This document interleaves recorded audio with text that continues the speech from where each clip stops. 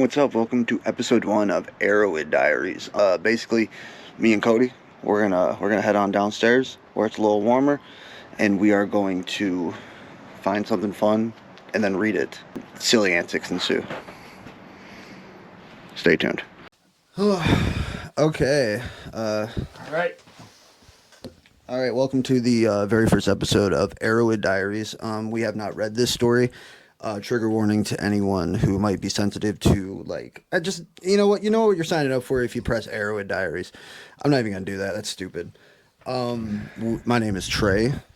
I'm Cody. And we did the heroin. So if anyone's qualified to talk about it, we are. If you're not familiar with what Erowid is, it's basically like a Wikipedia of all things drug use, people's drug experiences, et cetera, et cetera. And we have not read the story yet. This is called Just Another Day. And when you go to Erowid, I'll put it up on the screen, you can see basically what the dose is, how they took whatever substance it is that they took. And once again, we both are very familiar with what it takes to get a taste. Too experienced. Too familiar. All right. Vinegar. But yeah, this one's called Just Another Day. And his dose was IV heroin. It wasn't, he didn't say how much he did. So that's IV, just main veining. Body weight, 140 pounds. 140. I know. Well, I mean, that's me. That was me during that time, actually. That was me about 70 pounds lighter when I was getting high. My goodness, I'll try to find a picture. We'll figure this out. 140 pounds? That's me. That was good. All right. It was. Here we go. First page, baby. Okay. All right. I awoke on the couch in my grandmother's home. Feel that? Yeah. Only a few hours. My last fix. So there's some weird spelling, but then again, heroin. So it was early morning, maybe 2 a.m. My grandmother's upstairs in bed, cat sleeping peacefully on the recliner, the TV casting a bluish hue on the walls of the darkened room. Rec room for a dream, dude. Yeah, no, I flipped through 3 pages while we were getting ready, and I was like, dude, this guy is a great writer. I was like, yeah, dude, like the attention to detail, dude. That's good. I wasn't expecting this. The TV casting a bluish hue on the wall of the darkened room. I was groggy and dazed, but already feeling the anxious tension that precedes opiate withdrawal. Ooh, spooky. Okay. I suddenly became aware of my heartbeat, which reverberated through my skull with an audible force. I was rapidly becoming more lucid as anxiety and a subtle feeling of dread began to overtake my thoughts. What my body and mind was telling me was clear. Now is the time for another fix. Mm-hmm. Basically, withdrawal. Your whole body is just a nightmare. You feel like you're wearing like a wet blanket everywhere. Yeah, well, as just happened to him, he just literally had snapped right out of it, back into a comfy home, but then realized that he only woke up because his body. Yeah, your body was telling you to wake up. You're no longer allowed to just have an opiate-induced bliss. Yep. It's what you call a dope fiend alarm clock. Yeah, dude, reality sinking in, dude. It's time. It's either I need to get this fixed or I'm about to poop a 2-liter. And I'm pretty sure I remember what he says next when he goes into the bathroom, right? Now it's time for another fix. One more shot, then I would head upstairs to bed and sleep some more. Same shit, different day. Same shit, different day. Every day is exactly the same. My gear was always within arm reach. Must be nice. In this instance, directly below me, under the couch, I reached down with the intention of obtaining a syringe when I realized that I already had several in my pocket. You had a bunch of needles in your pocket? You didn't know? You know what? Sleeping on the couch. Forgot to cap one off, go to fold the knee. Son of a bitch. Has that ever happened to you? No. Oh, okay. I know it could. Yeah. I shot the one time and it never happened again. We're just gonna go ahead and just do that. There's a short in this very cool lamp, by the way. See if I can get a little more light on us. Shout out lamps. Shout out lamps. Okay. That I realized I had several more in my pocket. I hobbled the short distance to the bathroom and shut the door, turning on the light as well as the ceiling fan with the intention of masking any conspicuous noise going in the bathroom. No one knows what I'm doing in here. Nobody knows. Nobody knows. Definitely no one knows that I've been in the bathroom for 10 minutes. Oh, I It's fell such a asleep weird on the toilet. instinctive thing because, you know, we don't know how old grandma is, but she's probably old enough to let her, you know, her Grandson sit in the toilet fucking bathroom live for at 20 home. minutes. Yep. So he's like, but he still feels it. I mean, she's probably, for all we know, she's passed out, bedridden in a wheelchair upstairs. She's on the lower level or something. She's upstairs watching a Home Shopping Network. Yeah, just exactly. Like just spending away her dead husband's pension. Still fucking running Golden Girls on TiVo. Oh no. Okay. The ceiling fan masking any conspicuous noise. Very low key. Gotta turn the fan on. The bright fluorescent light pained my eyes. My forearm reflectively raised to my brow in defense. Ugh.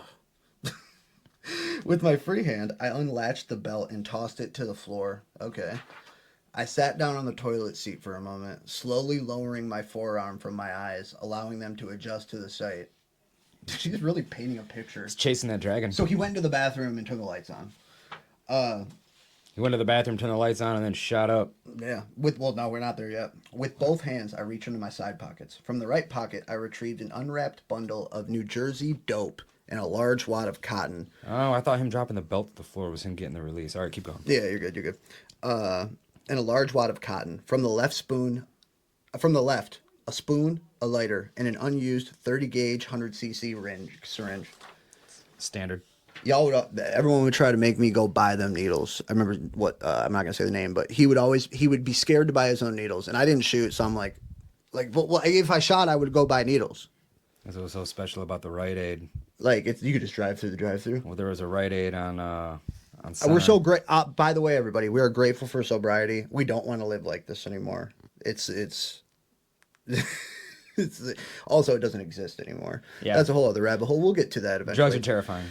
Okay, without a second thought, like an airplane on autopilot, I laid the spoon on the sink, tore off and balled up the small amount of cotton, unsealed 6 out of the 10 packages of dope, and uncapped the fresh syringe. Damn, his tolerance is through the roof. He needs a ladle. From the sink's faucet, I drew Shout out 50 Kissy. cc's of cold water into the syringe and immediately discharged it to rinse out any residue that might have remained in the needle from when it was manufactured. I carefully and meticulously unfolded and opened each small packet, all of which were stamped with the word "Take Off" in red and had a picture of an airplane, and dumped the fine white powder into the center of the spoon. I drew another 50 cc's of cold water into the syringe and squirted it in a circular motion around the powder, making sure all the powder was in the pool of murky white brown liquid. God damn, I'm starting to sweat. Oh, I picked up the spoon, holding it between my thumb, Keep going. index, and middle finger, and heated it using a Bic lighter until the powder was fully dissolved, leaving a clear, dark amber solution. Fuck you. I put the spoon back on the sink. Keep going, he's doing it right. I put the spoon back on the sink and dropped a small ball of cotton into the center of the spoon. The cotton immediately turned from bright white to brown as it absorbed the liquid. Don't stop. Keep going. Cody's bricked up. Keep going. Nervous anticipation overcame me as I put the syringe to the cotton and eagerly drew the heroin into it. I turned the syringe upside down, the eye of the needle skyward, and tapped the barrel to eliminate small air bubbles trapped at the bottom.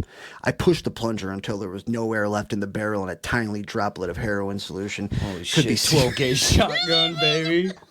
Just loaded a 12 gauge and just let it go. So you can be seeing the eye of the needle. We laugh because it's like insane, dude. It's an insane life to live. I don't even feel like I was that person. It's a wild ride. You never do catch the dragon. No, you never do. With the detail, though.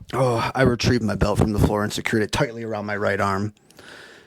Just above the elbow, within a few seconds, my favorite vein began to bulge and swell, making for an easy hit. I tapped the vein a few times and felt it and examined it to avoid any potential complications, such as missing the vein or hitting an artery or nerve. With my free hand, I picked up the syringe and positioned it at a 45-degree angle relative to the vein and slowly pushed the needle, feeling the resistance of scar tissue and skin as it slid through until I was in the vein. Damn, that went from like a beautiful portrait to dark. Dark. I mean, it was all dark. But It's all dark, but he was like kind of being poetic about it. Yeah, he was enjoying it until he missed. He was like, He was happy till he missed.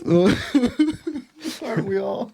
Oh, God. Ugh, heart beating faster and hands starting to tremble. I pulled back on the plunger and registered a lovely rose of blood. I loosened the plunger and began pushing down on the plunger. In a matter of seconds, the syringe was empty. All of the heroin was in my bloodstream on a direct path to my brain's pleasure centers. Holy shit. Bullwinkle Part 2. I removed the syringe from my arm and put it aside. I'm going to get my channel nuked. In less than 10 seconds, I felt the familiar tickling sensation in my throat that it indicates that the hit was good. Still sitting on the toilet, I crouched over and rested my head on my arms, which were resting on my knees. A brilliant surge of warmth and serenity instantly and dramatically replaced all the negative feelings with pure bliss and contentment. My balls are so wet. Here's the thing, man. If you don't do it, you don't understand. No.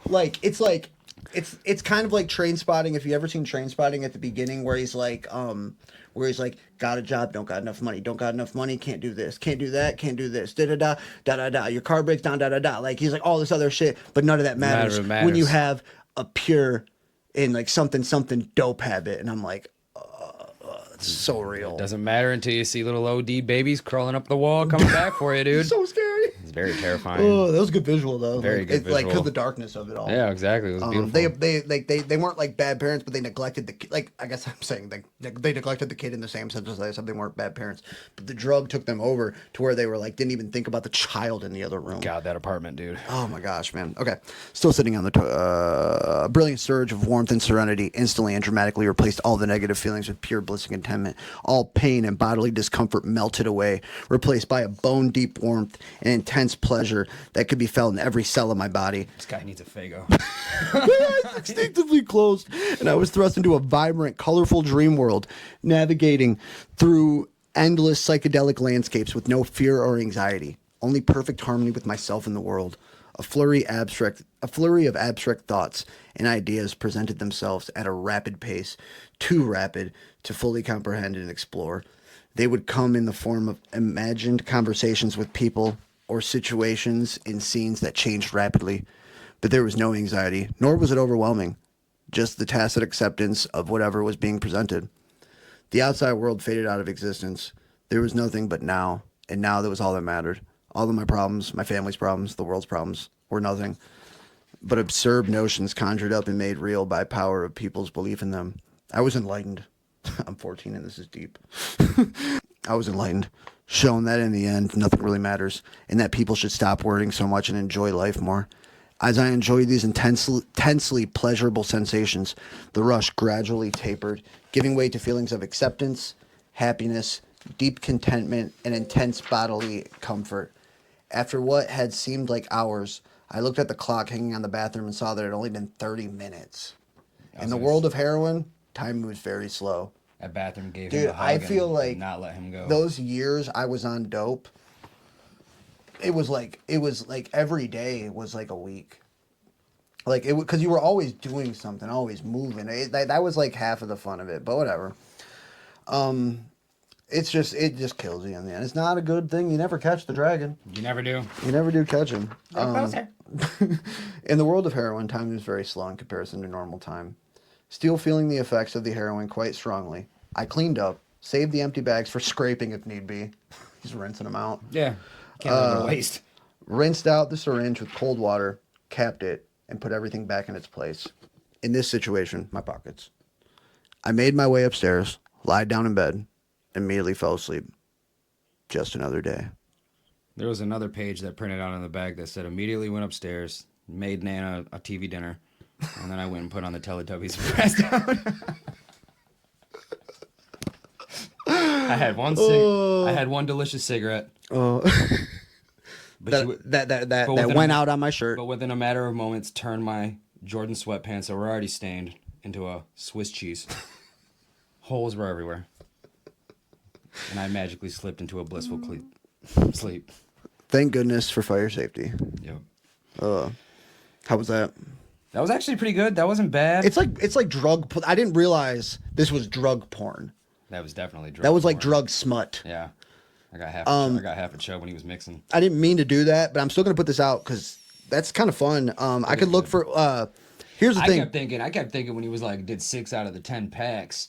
That's a lot of dope. It's a very And like, it's either a tenth or they do half teas certain places. Have you ever bought dope that was stamped? I've never bought dope that was like stamped. They do it in Detroit. I've never actually like. No. I've gotten dope in Detroit, but I've never gotten stamped dope in Detroit. Like where they have like the bundles with like a little camel stamped on it and stuff. No, and you'll get fancy. like a rubber band and stuff. That's fancy. They do that in like big cities, but Flint's known for Flint's known for lottery tickets. Yeah, I was the football Keno tickets. Yeah, the football number or not the football lottery number. Lottery number slips. They're like they're the triangles. They make the triangles. Red, white, and yellow.